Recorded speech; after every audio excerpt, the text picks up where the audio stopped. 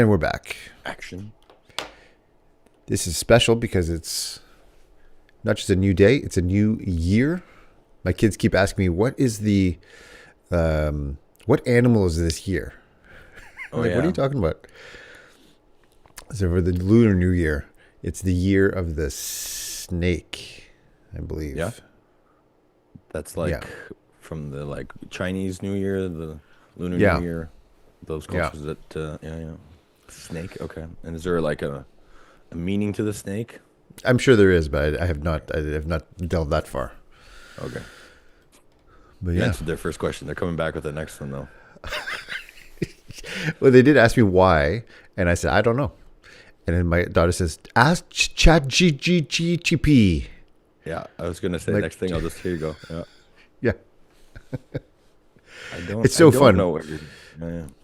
So yesterday we were, my kids, so we're on Christmas break, they're on holidays for this, or last weekend, this week.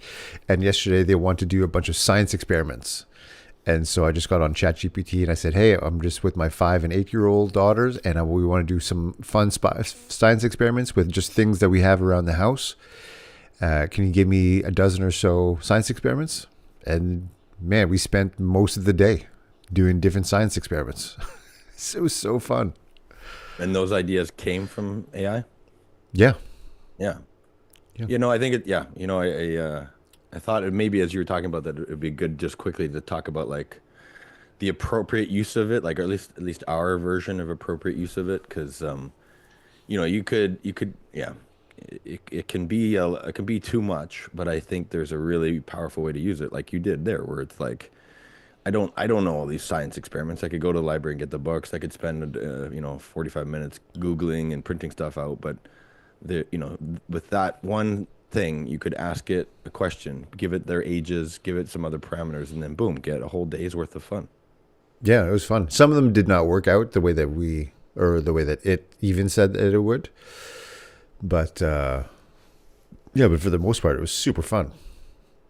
Do you have then like sort of guidelines, parameters in terms of how you use it, how the kids use it, in terms of what you would consider appropriate versus like too much?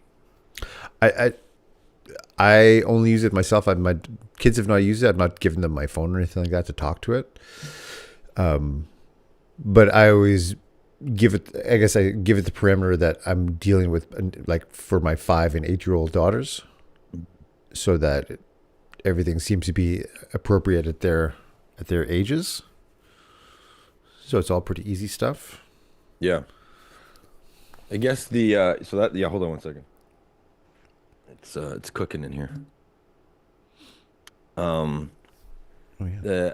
I guess I've always had this sort of guideline for myself and for my kids where I think tech, especially this kind of tech, obviously is super powerful. Anytime I find where I'm giving my power over to it, like it's doing stuff that I should be able to do myself, or I'm starting to rely on it for things that I should, know how to do, or I should be cultivating within myself to do. Anytime I cross that line, then I think for me, it's starting to turn into, inappropriate use. Right. So give me a use case that you think would be inappropriate. Like what's something that you could do? Because you can imagine, I would imagine most of the things that it can do now, or that you're using it for, you technically could do. Sure. But you're using it as a way to save time, or, so yeah, what would be something inappropriate? Like I always have okay, yeah. So a simpler example, sort of warm it up, is like Google Maps. I think that we inherently should be able to find our way around. Like we have an internal compass that's allowed us to survive on this planet for thousands of years, right? Like if I'm stuck in the woods, or if I'm stuck somewhere, like I generally should know where, my bearings, like where north is, or where, like, so I feel like with that, I want to make sure that I always, and my kids always, have a general sense of directions and how to get around. So I don't want to use Google Maps all the time to get me around, right? Like I don't use it for every single trip when I get in the car, and therefore I'm not bypassing my own ability to figure out a way to get there, right? Once in a while, it's good to use because I want to know real-time traffic information, because that's something I don't know. I want to know the fastest way to get somewhere. And, I don't have a printed map book anymore. So sometimes when I'm going somewhere brand new, yes, it's helpful to have that. But for me, it's that line of, again, I don't want to use it all the time and bypass that sort of internal way that I know how to do something. Right. Right. Right. I gotcha. So like with ChatGPT, it could be something like, we've used it to create fun bedtime stories, or coloring pages. But I guess in that circumstance, like I wouldn't want it to then start to do the coloring. Or I wouldn't want it to just, my daughter still has to come up with the creative ideas for the story. I'm still reading it to her. I guess I wouldn't want to outsource my parenting, and Hmm. some of the things that my kids love to do, to it.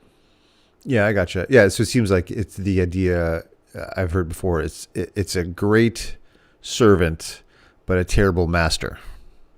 Right. So if you're reliant on, let's say like the bedtime story thing, like if you then became reliant, like you couldn't tell a bedtime story without it, then it becomes like you're using it as a crutch as opposed to Yeah. Yeah. something that's helping you further. Yeah, I can see that. Yeah. Or even just being able to not go to bed without it, like becoming reliant on it where you can't live without it, I guess is probably that maybe is a big, big line, right? Is can you get around without Google Maps? Can you survive without it? Hmm. Or have you relied on it so much that you can't get through the day without it?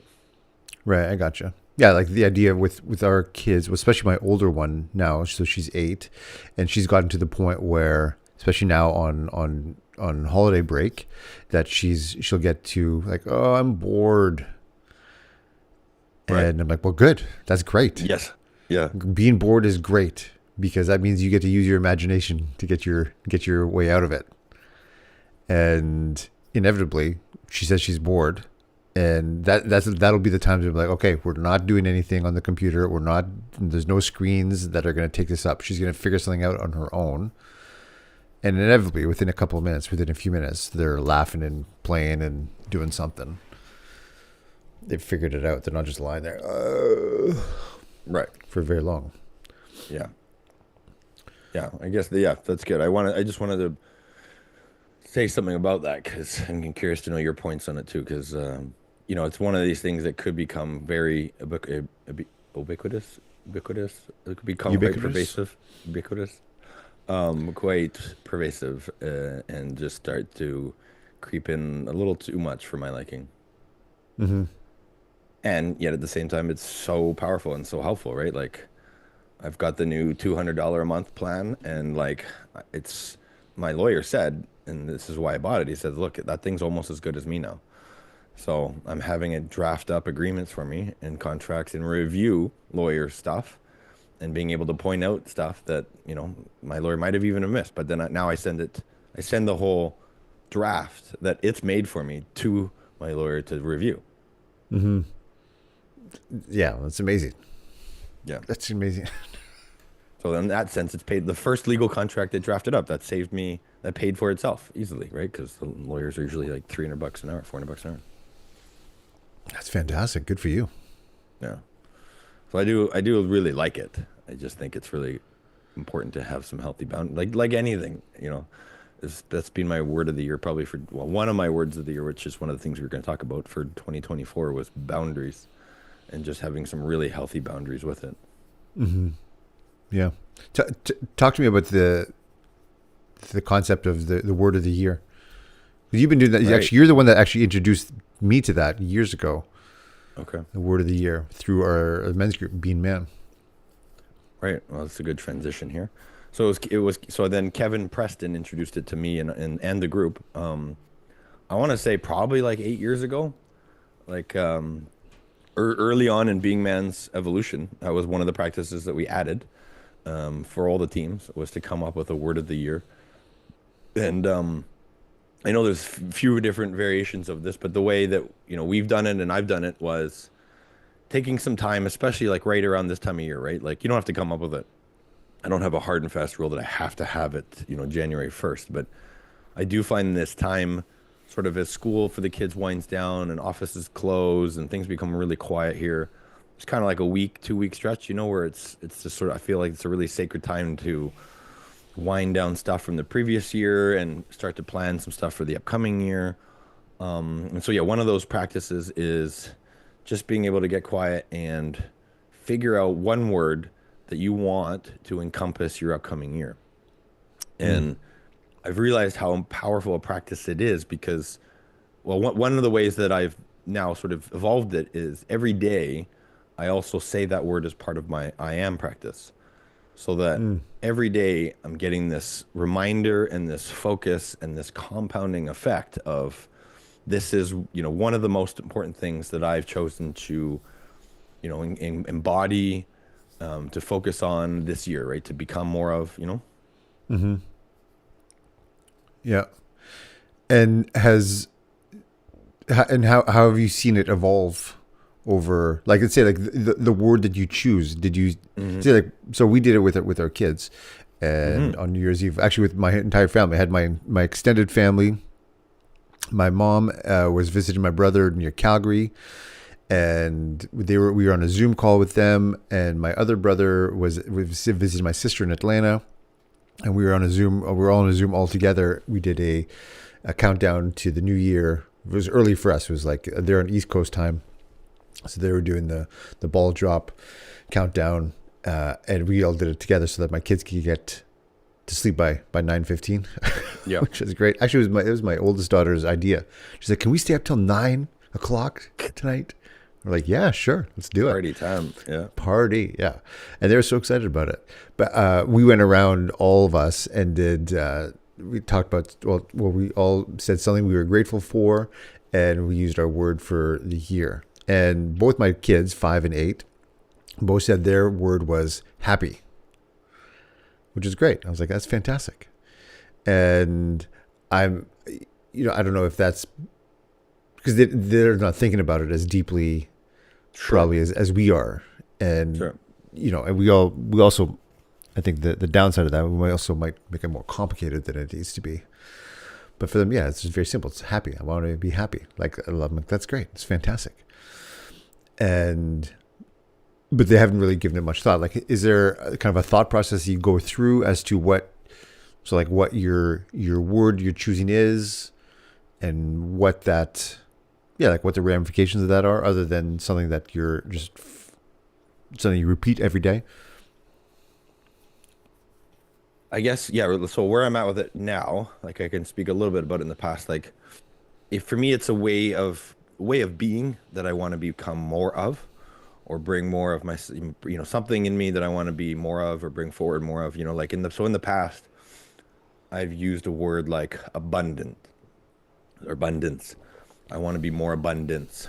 I want to be more abundant, which is a way of being, right? It's not like I'm asking for all of a sudden all this, piles of money to show up. No, like it's by feeling more abundant, by being more abundant in my day-to-day life, then things start to become more abundant in my life, right? Like I start to see abundance. I start to, it starts to Mm-hmm. your outer world starts to reflect your inner world. So it's really been a practice of, how do I want to feel?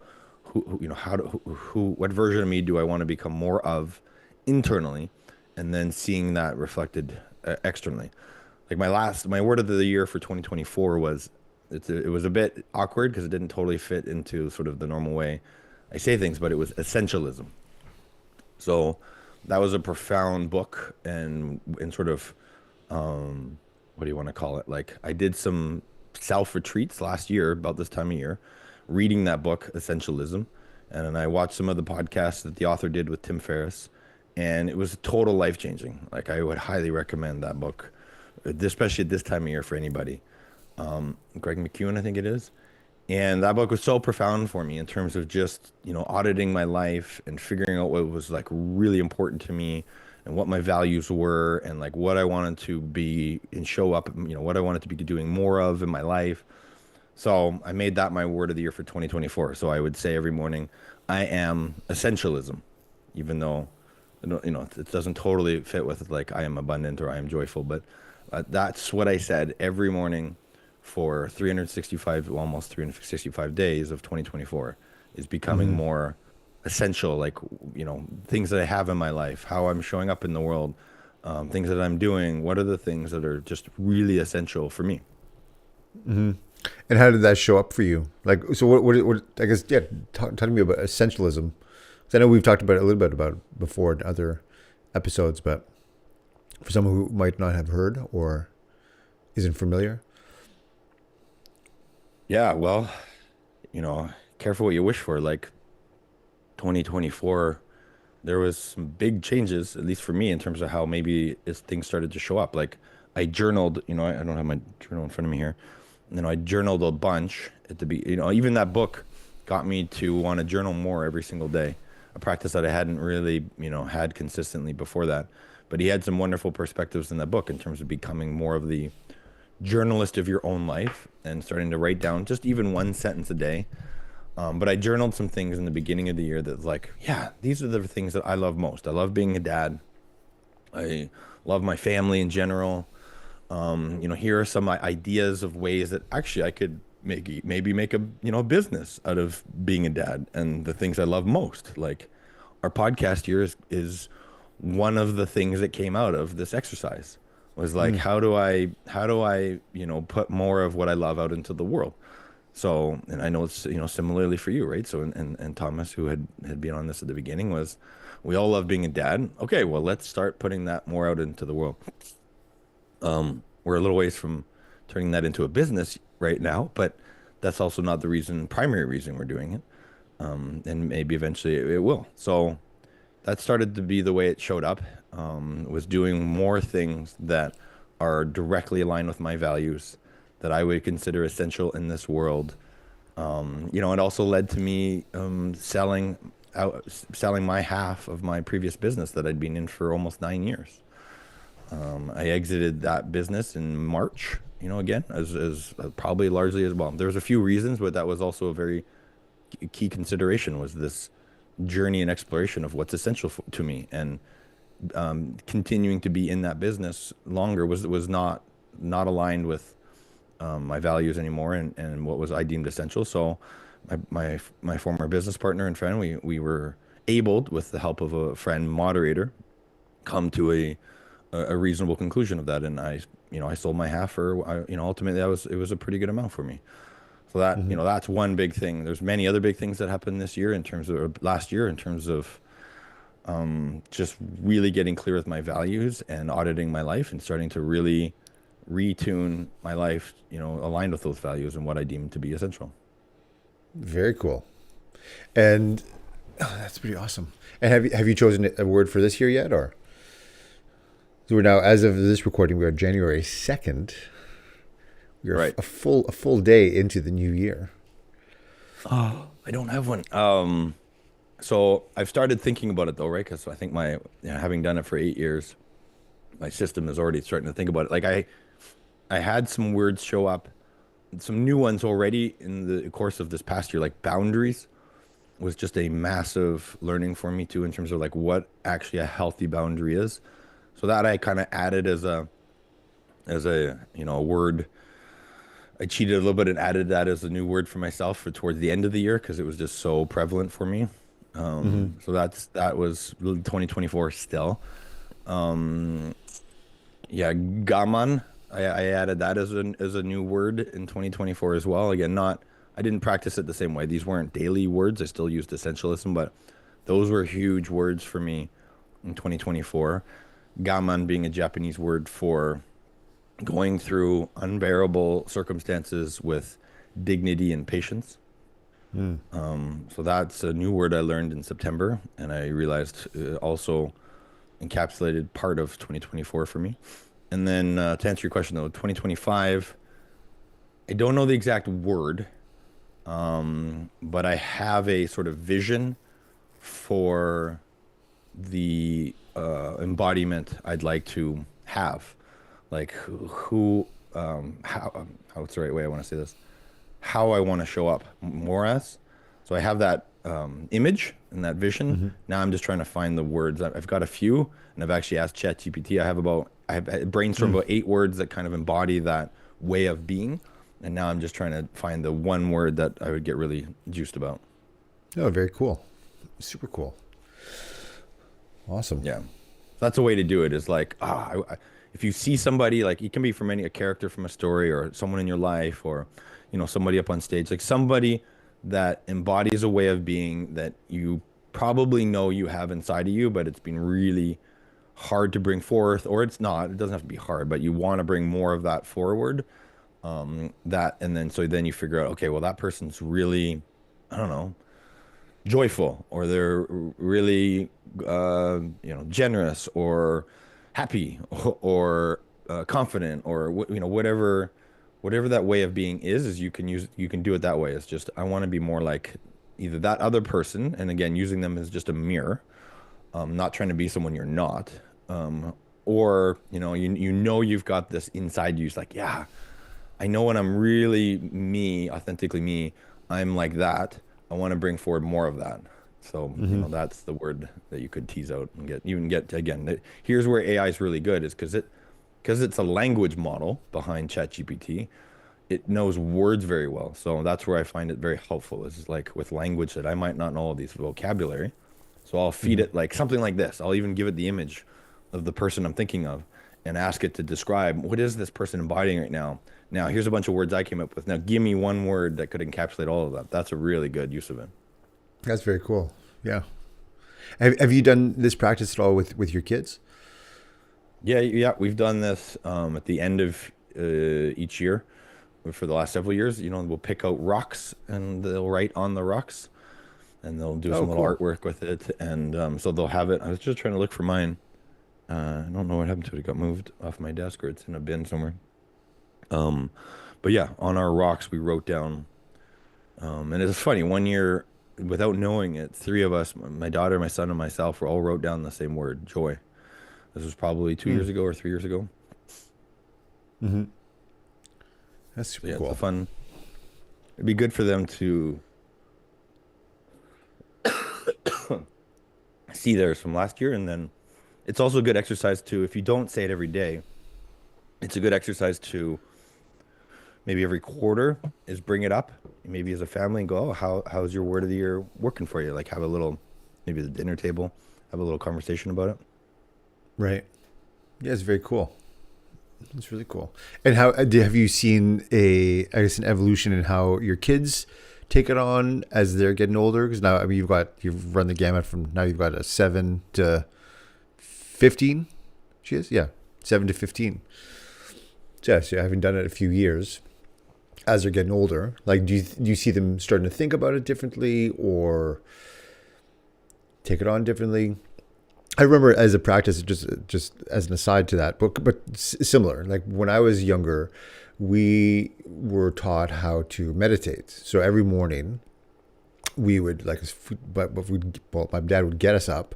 We'd all meet in the living room and we would do a specific meditation practice every morning that my dad and mom had been doing for years, and so they brought us into it. And I remember when I first did it, I was kind of into it. It was kind of fun.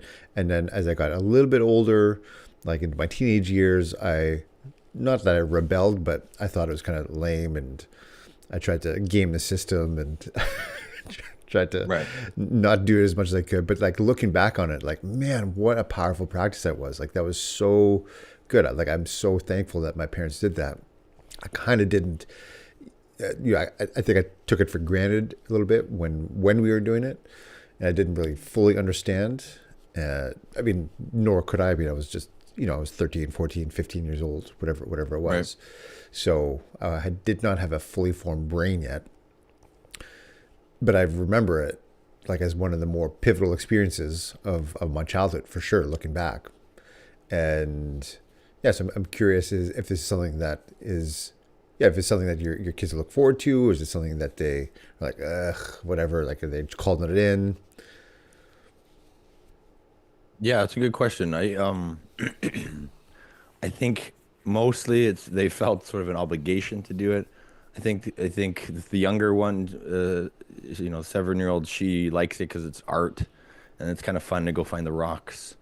I think the teens, what I'd like to do this year with it, actually, now that we talk about it, is just show them how it can benefit themselves, right? That this isn't something that your parents are making you do. You don't have to do it. But here's how it could really benefit you, right? In terms of the things they want more of in their life is here's a practice that I found quite a lot of benefit in.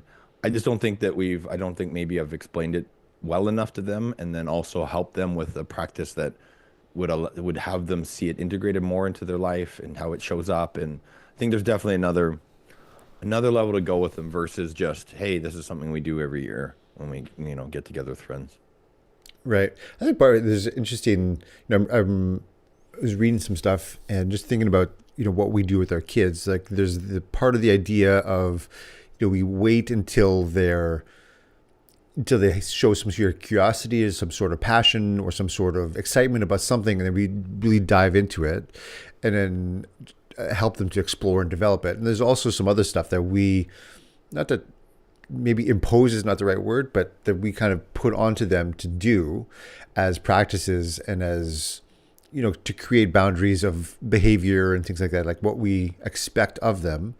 And I think there's a fine line between, I try to look at it like I'm trying to, mold this person into somebody that's going to be happy and well equipped for the world, and, and just great in the world, and to be able to find their place, and also allow them to mold themselves into that. So I find it sometimes it's a tricky place to be, like how, creating those boundaries for our kids, but also recognizing that the boundaries that are there are not meant to inhibit them from anything, but actually to create a constraint that allows their creativity, their resourcefulness, their resilience to come out, as opposed to just giving them free reign of everything. Right. And so, yes, I think that this practice is, could be one of those things. Yeah. You're right. So, yeah, there's sort of that transition with some things where it starts extrinsic, like, teeth brushing is a good example, I think, right? Where they're not necessarily, at least some of my kids, they weren't necessarily intrinsically motivated to brush their teeth every day on their own. So it did require some extrinsic motivation to get it started. Like, hey, you need to do this. Whether you like it or not, you need to brush your teeth because cavities are expensive, and so is having, you're not going to want a whole bunch of rotten teeth when you're older.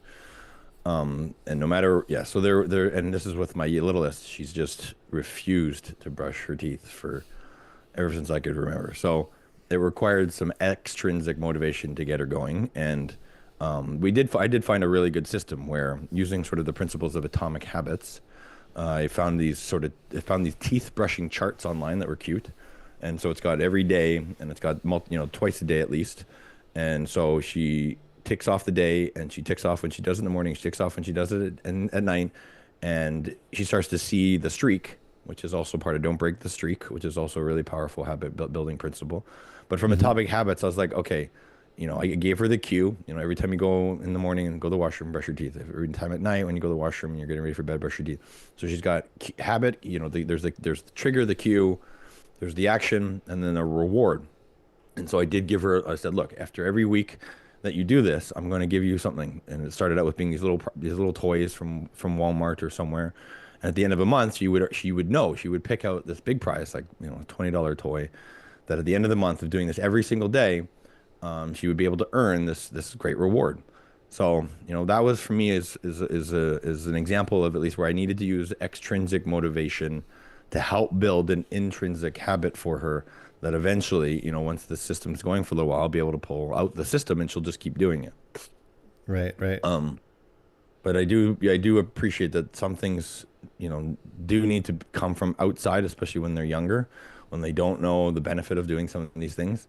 But eventually, I'm big on making sure that at some point in that journey as a kid that they are able to transition. I am able to transition it to them where it's intrinsic. Like, by the time my kids leave the house, I want largely everything they do to be intrinsically motivated. Like, because otherwise I don't want to be the one to have to still call her and check on her if she's brushing her teeth, right? And she's left the house. Yeah. We had an example of that. We were talking about with my cousin, who's her kid is in school out east, like on the east coast of Canada, and she was talking to a friend of hers whose child is also like somewhere on the east, somewhere in Ontario, something like that, to go to school, and this woman was saying like, oh yeah, she's like, I've had to travel I've had to fly out there like 5 times because my daughter's had to move, and so I had to like drive out there, or I had to fly out there and help her pack up and and my cousin was like, her kid had also moved like 5 times, and she's like, what are you talking about? Like what? She's yeah, maybe the first time I sent her a bit of money to like call and I helped her find a moving, somebody with a moving truck, but she's like, after that, like, why are you flying out there? Like, so this woman's daughter was just she just couldn't do anything for herself. Right. Right. And I imagine that that's been her entire life, is her mother was there to just kind of pick up the pieces and do a bunch of things for her, as opposed to like learning to do it for herself. And she's at the point now, I would imagine, if she's 18 or 19 years old, that if you just said, no, like figure it out, she'd figure it out. Sure. But she's been so coddled that she doesn't know what to do. And so her mother comes in, kind of swoops in and does it for her. And so, so she's not intrinsically motivated to figure things out for herself, because she probably never had to, nor, and also I find that very hard, challenging as a dad to know the difference, like between when is a time when my kid should just figure this out on her own, like I just want her to do it, versus, I mean, I can do it for her and it's a nice thing to do, and like I don't want her to start relying on me to just do anything and everything. Yeah, where's that line? I find well, I mean, I know a big thing that I always ask myself is like, why is this so important to me, right? Like, is it because it's important to me, or is it something that I really think is important for her, right? Like brushing her hair as a 7-year-old, right? Like, so I could create a habit for her with the same kind of habit loop and all of that, but she doesn't really care that her hair is a bit naughty and messy before she goes to school. And so it's like, well, do I really want to make a big deal of this? Because is it important to me? And this is with each of my kids too. I remember with William, the clothes he'd want to wear to school. Like I would catch myself because I was like, oh, I want him to wear this because I think it looks good, and I want him to be presenting a certain way at school, and I want her hair to look good, because then if it's not, maybe that says something about me as a parent. But if they're totally fine, he used to have a whole, his own style of what he wanted to wear. And I was like, look, and one of my kids used to wear a cape to school. And I was like, so I would just let them know. I'd be like, look, some of the kids might make a comment. They might say something about your cape, or they might say something about your hair. They might say something about your outfit. Are you okay with that? And, if they've said, yeah, I'm totally fine with that. Whatever. It doesn't matter to me. This is how I'm going. I'm like, okay. That's, I don't need, who is this for? Like, why am I making this a big deal? Is it about me, or is it about them?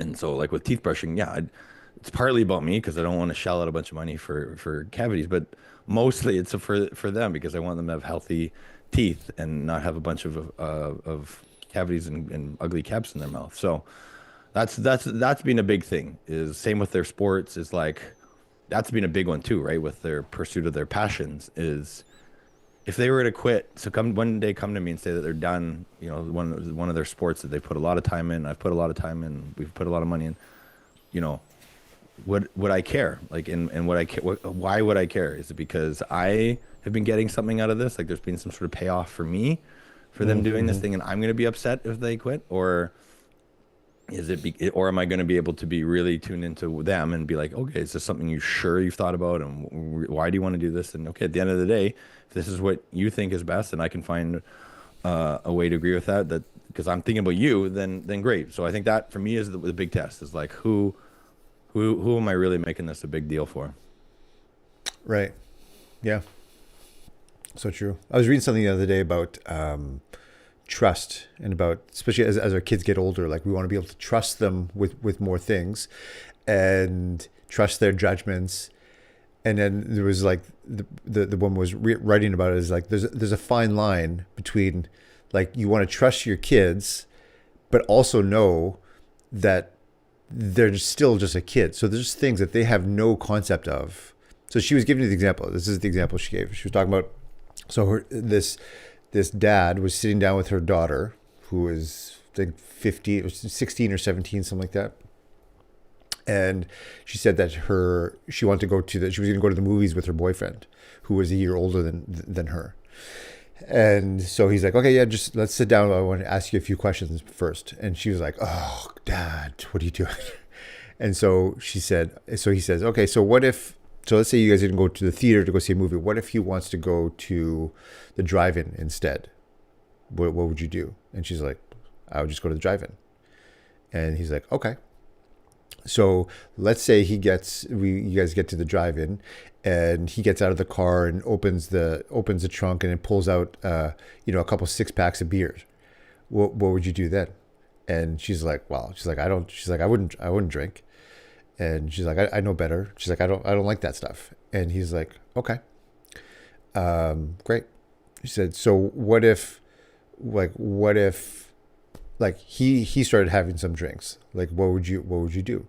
And she's like, well, I wouldn't let him drive me home if he's drunk or something like that, and whatever it was. And he's like, okay. She's like, great. Like, so what? It's like, so how would you know? Like, at what point would you know, like, he had enough, or like he had too many drinks? Like, what's the limit there? And she's like, I don't know, like 6 or 7. And then it was like, oh, okay, there you go. So she just has no concept that like 6 or 7 drinks in is like, that's way too much. Like, sure, by a mile, Sure. But she just has not formed enough life experience to know that. And so, yeah, you can trust her judgment. You can trust her, but there's also some things in there that they just don't know. So you create the boundaries with that in mind, knowing that you want to trust them. Also know that we know a little bit more about certain things, right? And I was like, oh, that's really interesting. It's an interesting way to put it. And right. I mean, mine are still younger, so we're not necessarily dealing with that yet. Mine's only 8, but I imagine you're going to be dealing with that. Like, you're dealing with that with your older ones, like more complex issues. Yeah. Than what I'm doing right now.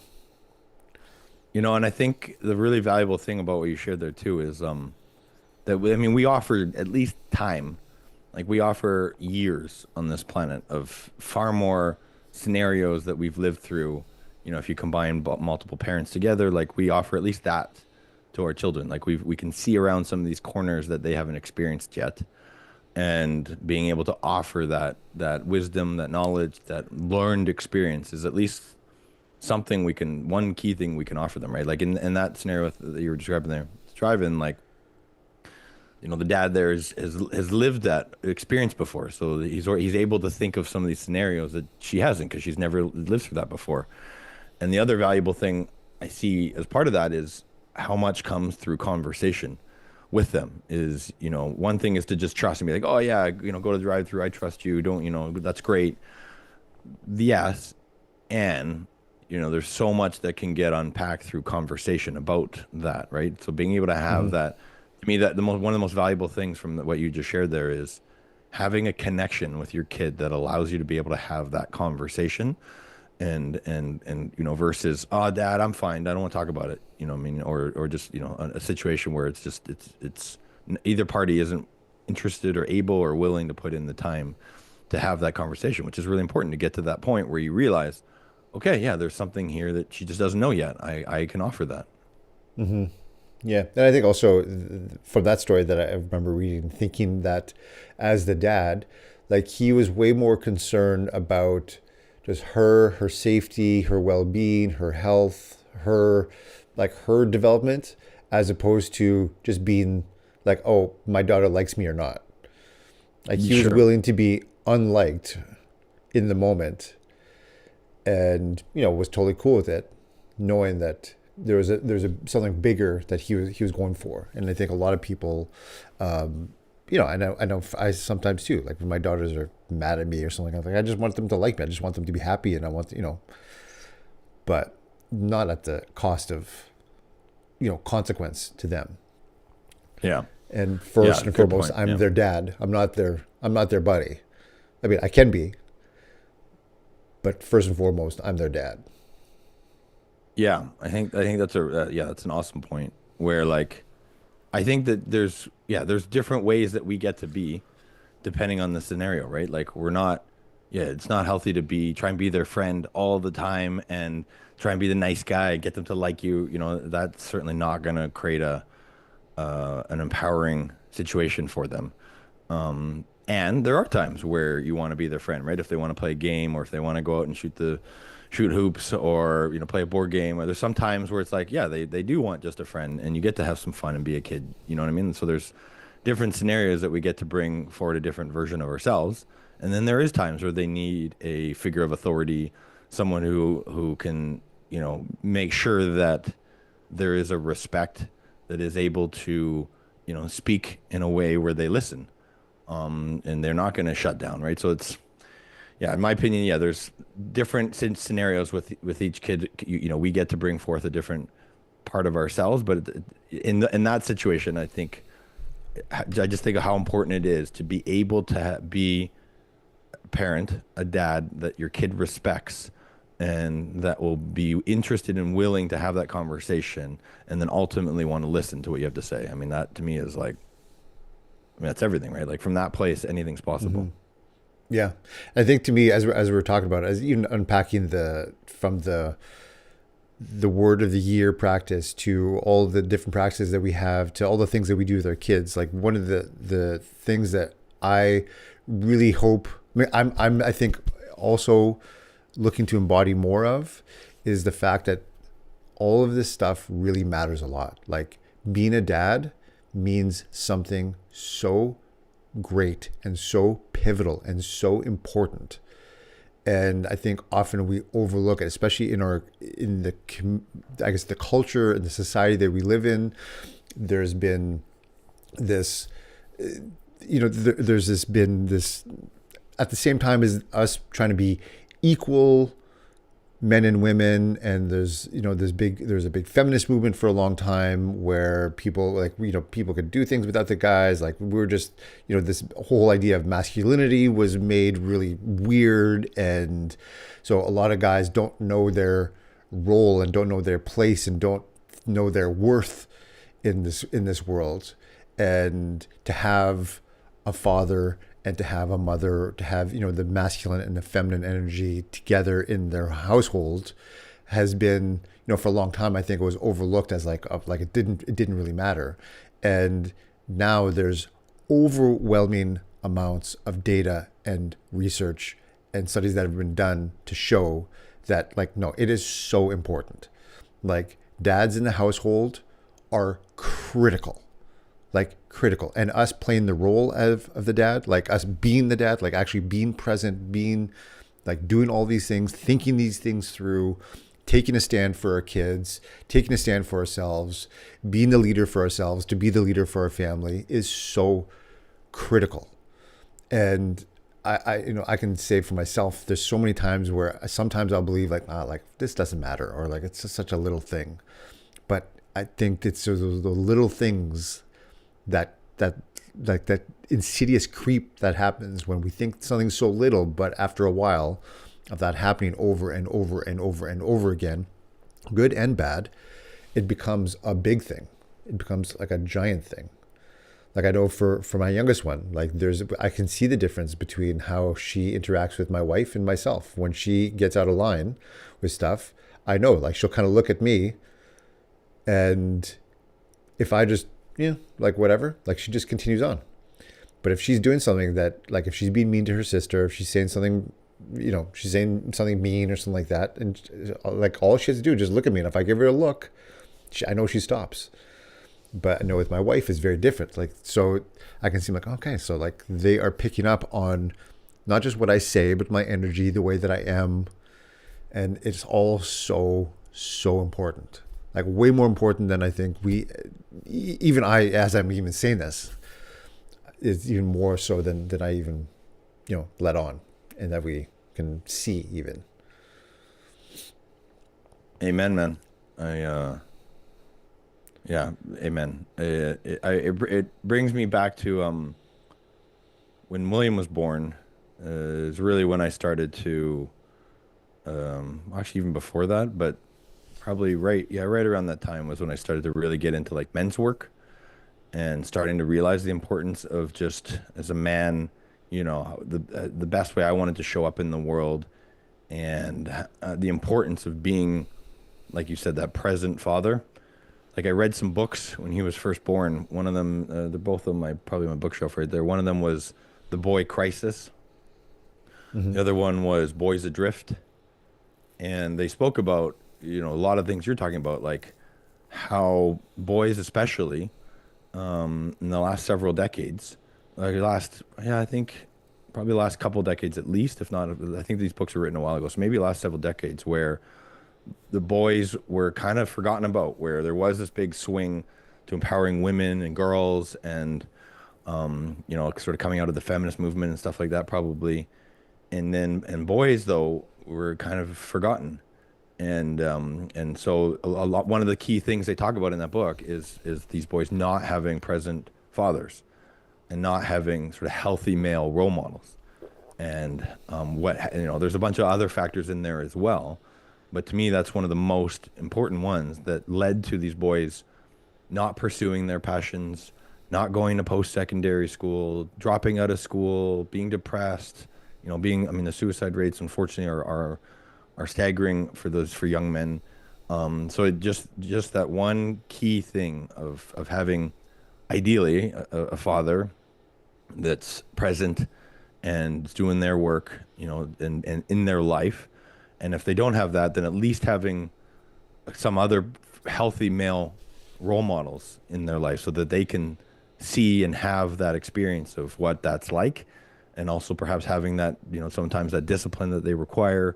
But yeah, those two books changed my life at that stage, and realizing how important, even more so, my role is, as you're saying, as a father, as a man in this household. And then also I see a couple of big groups here in Vancouver that also probably were required and were created because of the same situation, the same problem. One of them is, I think you know these groups. One of them is the Boys Club Network, and the Mm-hmm. other one is the East End Boys Club. Both of them started in some of the toughest schools in the poorest districts of Vancouver, in our what we call the East Side, East Vancouver, where a lot of boys, didn't have present fathers, and they didn't have very many healthy role models, and they ended up in drugs and in gangs and dropping out of school, and just trying to find their way in a different world. And what these groups did, which was so fantastic, was they created a safe space for these boys to get together. It started with one chapter in East Vancouver, having some pizza, giving these boys at least one place to go that they could, gather every week that was safe. And then they started bringing in these healthy mentors. They'd bring in business people from the community, businessmen from the community. They brought in, some of the hockey players, policemen. They just brought in all these different, examples of healthy role models for these young boys. So they were like, oh, okay, there's someone that's different than what I've grown up to experience, and I really like this, right? I get a good vibe from them. I can see that they've become really successful. They've got some of the things that I want in life. Okay, well, that's different than what I've known, so maybe I can be more like that. How do I do that? So now Mm-hmm. that those two groups though have expanded, like the Boys Club Network, I don't know how many dozens of chapters they have. Like they're almost in every school in the Lower Mainland now Mm-hmm. because of the need for, and one of the biggest chapters is here in West Vancouver, where it's a very different demographic. It's not, there's not gangs and kids on the streets, but there is a lot of fathers who are off, in business or changing the world, but they're not necessarily at home with their kids. So that's one of the biggest chapters, where boys just wanted somewhere they could go to talk about what they're experiencing in life, have some great mentorship, and yeah. Yeah, it's amazing. Yeah, so I think overall, yeah, our role is so important, and wherever we can play. So giving time back to help other kids, to mentor other kids, to our own kids, So yeah, so key, so critical. Yeah, we got important roles as dudes, as dads, and it's fun though too, right? Like, comes with a lot of responsibility, but it's I know I could probably speak for you, and I could speak for myself that we wouldn't trade it for anything. No, yeah, it's the most challenging and most rewarding thing I've ever done by far, by a Right. magnitude of 100 at least. Right. Yeah. Yeah, these are little humans that decided to bring into this. Well, there's a yeah, anyways, there's a lot of responsibility. Um, but like you said, yeah, super rewarding. Yeah. All right, Anything man. else that you do here? Hmm? Well, I know we're probably winding down close, and I think I saw that Yeah. one of your kiddos was already up. Any last thoughts Yeah. about what you do to start the year here? I mean, we don't have, we haven't, I've never really been one to, like, on the new year to do things, yeah, just really big like that. I have taken on that, maybe not as seriously as you have for the word of the year, but we did do that with our kids on New Year's Eve, like I said, which was fun. And yeah, I think something that I will do moving forward is to help them embody that more, to just help them think about that as the word, as the thing that they're looking to embody more and to do more and to be more of. So yeah, Cool. so thank you for that. Yeah, yeah. I'm gonna t I'm gonna turn essentialism into a GPT of my own, a custom GPT, so that I'll probably put the podcast that he did and the concept of the book into a custom GPT. I'll put it in the marketplace. So it might not let me though because of copyright. But anyways, I'm gonna do that so that I don't have to read the whole book again. I'm just gonna start asking it questions about like, remind me what I need to do to run my own self retreat. What are the questions I need to ask myself? Key principles of it, sort of shortcut my time to do the same practice again this year without having to spend hours reading the book again. Yeah, well done, man. Good Cool. use Well, of AI. let's continue the conversation next week, maybe. All right. Sounds great. We'll be here. I love this stuff, man. I appreciate you being here, and I appreciate you having these conversations with me and helping me to learn more about myself. And you're awesome, man. Appreciate you. Well, I appreciate you and all the support that you've given me this past year. Um,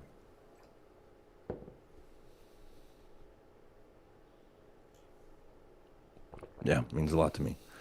A real friend, and the support you give my family. Like now, my daughter's coming to see you.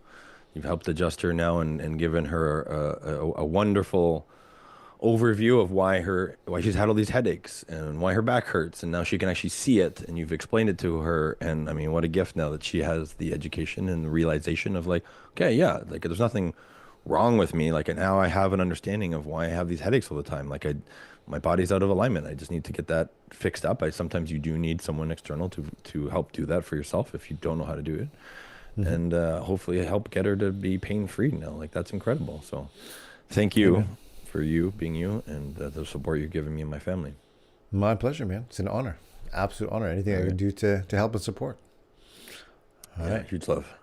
All All right. right. Have a Happy great day. 2025. All right, bro. You too. Yay.